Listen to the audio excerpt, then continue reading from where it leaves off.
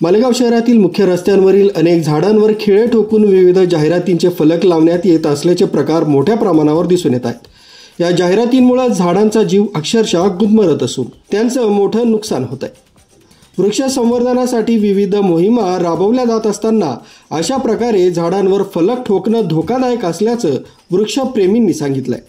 त्यांनी या कृतीविरोधात तीव्र नाराजी व्यक्त केली असून महानगरपालिका प्रशासन आणि वन विभाग याकडे दुर्लक्ष करत असल्याचा आरोपही त्यांनी केलाय।